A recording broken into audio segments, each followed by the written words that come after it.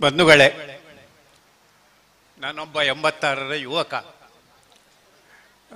ಹೆಚ್ಚು ಹೊತ್ತು ನಿಂತ್ಕೊಳ್ಳಿಕ್ಕಾಗೋಲ್ಲ, ಹೆಚ್ಚು ಭಾಷಣ ಮಾಡಲಿಕ್ಕೆ ಆಗೋಲ್ಲ.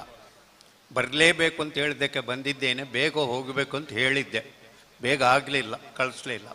ವೇದಿಕೆ ಮೇಲೆ ಇರುವ ಸ್ವಾಮೀಜಿಗಳೇ ಮತ್ತು ವೇದಿಕೆ ಮೇಲೆ ಉಪಸ್ಥಿತರು ಎಲ್ಲ ನನ್ನ ಬಂಧುಗಳೇ, ಆರ್ಯರೋ ಮೊಘಲರೋ ಕ್ರೈಸ್ತರೋ ತಡೆಯೇನು, ಎಲ್ಲರೂ ಬರಲೆಂದು ಸ್ವಾಗತಿಸಿದೆ. ಜಾತಿ ಮತ ಭೇದವೆಣದೆ, ಬಣ್ಣ ನುಡಿ ಬದಲೆನದೆ, ಭೇದವೆಣಿಸದೆ ತಾಯೇ ನೀ ಸಲಹಿದೆ. ಇದು ಭಾರತ ಮಾತೆಯ ಬಗ್ಗೆ ನಮ್ಮ ಕಯ್ಯಾರ ಕಿಂಜಣ್ಣವರು ಬರೆದಂಥ ಒಂದು ಕವಿತೆ.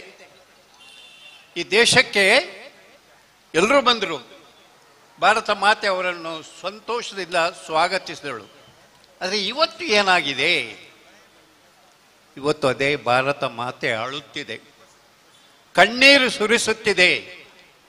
ನನ್ನ ಮಕ್ಕಳು ಜಾತಿಯ ಹೆಸರಿನಲ್ಲಿ, ನನ್ನ ಮಕ್ಕಳು ಭಾಷೆಯ ಹೆಸರಿನಲ್ಲಿ, ನನ್ನ ಮಕ್ಕಳು ಬೇರೆ ಬೇರೆ ವಿಷಯಗಳಲ್ಲಿ ಜಗಳ ಆಡ್ತಾ ಇದ್ದಾರೆ.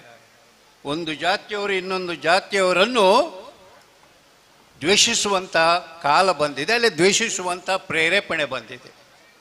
ನನ್ನ ಅನುಭವ ಹೇಳ್ತೇನೆ. ನಾವು ಸಣ್ಣದಿರುವಾಗ ನಮ್ಮ ಒಂದೇ ಕ್ರಿಶ್ಚಿಯನ್ ಮನೆ, ಸುತ್ತಲೂ ನಮ್ಮ ಮುಸ್ಲಿಂ ಬಾಂಧವರು, ನವಾಯತ್ತು ಕೊಂಕಣಿ ಮಾತನಾಡುವವರು. ನಮಗೆ ಏನು ಹೆದರಿಕೆ ಇರಲಿಲ್ಲ. ನಮ್ಮ ಮನೆಗೆ ನಮಗೆ ಬೀಗ ಹಾಕುವಂಥ ಸಂಪ್ರದಾಯವೇ ಇರಲಿಲ್ಲ. ನಾವು ಹತ್ತಿರದಲ್ಲಿರು ಅವೊಬ್ಬ ನಮ್ಮ ಹತ್ತಿರ ಇದ್ದದ್ದೊಬ್ಬ ಹರೂನ್ ಎಂಬ ಯುವಕ. ಹರೂನ್ ತೆಪ್ಪೊಳ್ಳೆರೆ ಅಂತ ಹೇಳಿದ್ರೆ ನಮ್ಮ ಮನೆ ನೋಡು ಅಂತ ಹೇಳಿದ್ರೆ ನವಾಯತ್ ಭಾಷೆ. ಅವ್ರು ಅವರೆಲ್ಲ ನೋಡ್ಕೊಳ್ತಿದ್ರು ಭಾಳ ಹತ್ತಿರ. ನಮ್ಮ ಮನೆಯಲ್ಲಿ ಏನೂ ಕಳವಾಗ್ತಿರ್ಲಿಲ್ಲ. ನಮ್ಮ ಮನೆಯಲ್ಲಿ ಪ್ರಾಮಾಣಿಕವಾಗಿ ನಮ್ಮ ಮನೆಗೆ ಸಹಾಯ ಮಾಡ್ತಿದ್ದು ನನ್ನ ಮುಸ್ಲಿಂ ಬಾಂಧವರು. ಮುಂದೆ ನಾವೊಂದು 10-20 ವರ್ಷಗಳ ನಂತರ ಮಲ್ಪೆ ಪೇಟೆಗೆ ಬಂದೆವು. ಅಲ್ಲಿ ಎದುರಿನಲ್ಲಿರುವುದು ಮಧುರಾಜರ ಮನೆ, ಬದಿಯಲ್ಲಿರುವಂಥದ್ದು ನಮ್ಮ ಶಾಮಗ್ರ ಮನೆ. ಹೀಗೆ ಬ್ರಾಹ್ಮಣರು, ಹಿಂದೂಗಳು, ಮುಸ್ಲಿಮರು, ಬಿಲ್ಲವರು, ಮೊಗೆಯವರು ನಾವೆಲ್ಲ ಒಟ್ಟಿಗಿದ್ದೆವು. ನಮಗೆ ಜಾತಿ ಗೊತ್ತಿರಲಿಲ್ಲ. ನಮಗೆ ಗೊತ್ತಿದ್ದದ್ದು ಒಂದೇ ಜಾತಿ, ಮಾನವ ಜಾತಿ. ನಮ್ಮ ಮನೆಗೆ ಎಲ್ಲರೂ ಊಟಕ್ಕೆ ಬರ್ತಿದ್ರು. ಮುಸ್ಲಿಮರು ಬರ್ತಿದ್ರು, ಕ್ರಿಶ್ಚಿಯನ್ರು ಬರ್ತಿದ್ರು, ಬಿಲ್ಲವರು ಬರ್ತಿದ್ರು, ಮೊಗವೀರರು ಬರ್ತಿದ್ರು. ನಾವೆಲ್ಲ ಒಟ್ಟಿಗೆ ಊಟ ಮಾಡ್ತಿದ್ದೆವು. ನಮಗೇನು ಭೇದ ಭಾವ ಇರಲಿಲ್ಲ. ಆದರೆ ಈಗ ಏನಾಗ್ತಿದೆ ನಾನು ಹೇಳಬೇಕಾ? ನಿಮ್ಗೆಲ್ಲರಿಗೂ ಅನುಭವ ಉಂಟು, ನಾನು ಹೇಳುವ ಅಗತ್ಯ ಇಲ್ಲ. ಹೇಳಿದರೆ ಕೆಲವರಿಗೆ ನೋವಾಗಬಹುದು, ಇನ್ನು ಕೆಲವರಿಗೆ ಸಂತೋಷ ಆಗಬಹುದು. ನೀವೇ ಅನುಭವ ಮಾಡಿಕೊಳ್ಳಿ. ನನ್ನ ವೈಯಕ್ತಿಕ ಜೀವನದಲ್ಲಿ ನನಗೆ ಅತಿ ಹೆಚ್ಚು ಸಹಾಯ ಮಾಡಿದವರು ನನ್ನ ಮುಸ್ಲಿಂ ಬಾಂಧವರು. ನನಗೆ ವೈಯಕ್ತಿಕವಾಗಿ ಒಂದು ಘಟನೆ ಹೇಳ್ತೇನೆ. ಅದೊಂದು ಭಾನುವಾರ, ಆದಿತ್ಯವಾರ. ನಾನು ಮತ್ತು ನಮ್ಮ ಉಡುಪಿಯ ಗುರುಗಳು ಮಡಂತ್ಯಾರಿಗೆ ಹೋಗಿದ್ದೆವು ಅವರ ಕಾರಿನಲ್ಲಿ. ಹಿಂದೆ ಬರುವಾಗ ಬಂಟ್ವಾಳ ದಾಟಿದ್ದೆ, ಪೇಟೆ ದಾಟಿದ್ದೇವೆ ಮಾತ್ರ ನಮ್ಮ ಟೈರ್ ಪಂಚರ್ ಆಯಿತು. ಏನು ಮಾಡೋದು? ಮಧ್ಯದಲ್ಲಿ ಡಿವೈಡರ್ ಇದೆ. ಆ ಬದಿಯಲ್ಲಿ ಅವರನ್ನು ನಿಲ್ಲಿಕ್ಕೆ ಹೇಳಿದೆ, ಈ ಬದಿಯಲ್ಲಿ ನಾನು ನಿಂತೆ. ಹೋಗುವಂಥ ರಿಕ್ಷಾಗಳನ್ನು ನಿಲ್ಲಿಸಿ ಎಲ್ಲಿ ಟೈರ್ ಪಂಚರ್ ಮಾಡ್ತಾರೆ ಅಲ್ಲಿ ಹೋಗುವ ಅಂತೇಳಿ ಎಷ್ಟೋ ರಿಕ್ಷಾಗಳು ಹೋದವು. ಕೊನೆಗೆ ನಿಲ್ಲಿಸಿದ್ದೊಬ್ಬ ಮುಸ್ಲಿಂ ಬಾಂಧವ. ಅವ ನಿಲ್ಲಿಸಿ ಏನಂದು ಕೇಳಿದ, ನಮ್ಮ ಪಂಚರ್ ಆಗಿದೆ ಟಯರ್ ಅಂತ. ಸರಿ ಕೂತ್ಕೊಳ್ಳಿ ಅಂತ ಹೇಳಿದ. ನಾವು ಮುಂದೆ ಹೋಗಿ ಆ ಕಾರಿಲ್ಲ. ಅಲ್ಲಿಂದ ಅವ ಇನ್ನೊಬ್ಬ ತನ್ನ ಬಾಂಧವನನ್ನು ಫೋನ್ ಮಾಡಿ ಕರೆದ. ಟಯರ್ ತೆಗ್ದ, ಸ್ಟೆಪ್ನಿ ಹಾಕಿದ, ನಮ್ಮನ್ನು ಕಳಿಸಿಕೊಟ್ಟ. ಎಷ್ಟು ಹಣ ಕೊಟ್ಟರು ಬೇಡ ಅಂತ ಹೇಳಿದ. ನಾವು ಕಿಶೆಗೆ ತುರುಕಿದ್ರು ಅವ ಬೇಡ ಅಂತ ಹೇಳಿದ. ಭಾನುವಾರ ಸಾಯಂಕಾಲ 6-7 ಗಂಟೆ ಆಗಿದೆ, ಯಾರೂ ಸಹಾಯ ಮಾಡುವರಿಲ್ಲ ಅಂತ ಹೊತ್ತಿನಲ್ಲಿ ಬಂದ ಒಬ್ಬ ಮುಸ್ಲಿಂ ಬಾಂಧವ. ನಾನು LIC ಕೆಲಸ ಮಾಡ್ತಿದ್ದೆ, 16 ವರ್ಷ LIC ಕೆಲಸ ಮಾಡಿದ್ದೇನೆ. ಎಲ್ಲರೊಡನೆ ಸ್ನೇಹ ಭಾವದಿಂದ ಇದ್ದೆ. ನಾನೊಬ್ಬ ಯೂನಿಯನ್ ಲೀಡರ್ ಕೂಡ ಆಗಿದ್ದೆ. ನಮ್ಮಲ್ಲಿ ಜಾತಿ ಭೇದ ಯಾವುದೂ ಇರಲಿಲ್ಲ.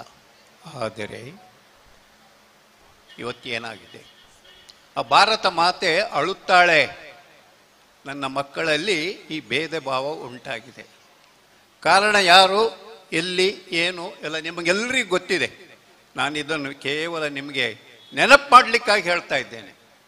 ಆದರೂ ಹೊಸ ಕಾಲ ಬರ್ತಾ ಇದೆ, ಹೆದರುವುದು ಬೇಡ, ಹೆದರುವ ಅಗತ್ಯ ಇಲ್ಲ.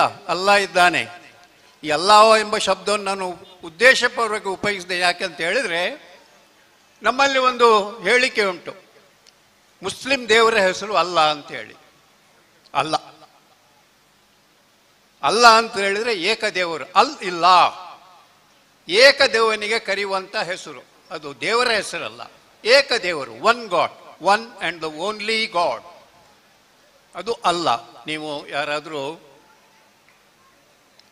ನಮ್ಮ ಒಂದು ಸೀರಿಯಲ್ ಬರ್ತಾ ಉಂಟು ಈಗ, ಅವರು ಅಲ್ಲ ಮಾಲಿಕ ಅಂತ ಹೇಳ್ತಾರೆ. ಅಲ್ಲ ಅಂದರೆ ದೇವರು, ದೇವರ ಹೆಸರಲ್ಲ.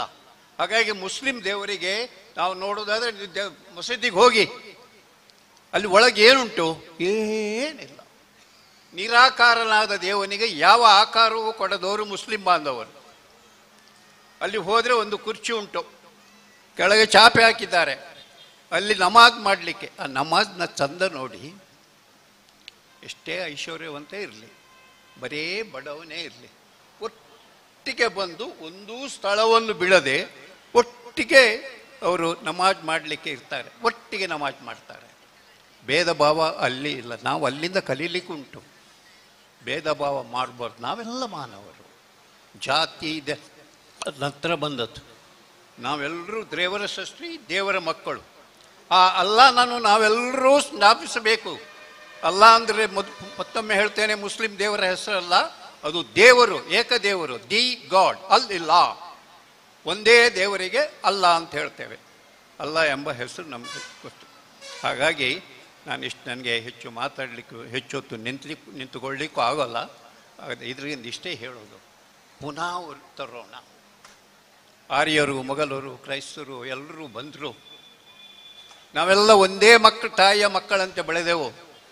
ಭಾಷೆ ನಮಗೆ ಬೇರೆ ಬೇರೆ ಇದ್ದರೂ ಕೂಡ ನಾವು ಒಂದೇ ಆದ. ನಮ್ಮಲ್ಲಿ ಐಕ್ಯತೆ ಇತ್ತು, ಏಕತೆ ಅಲ್ಲ. ಏಕತೆ ಬಹಳ ಡೇಂಜರ್.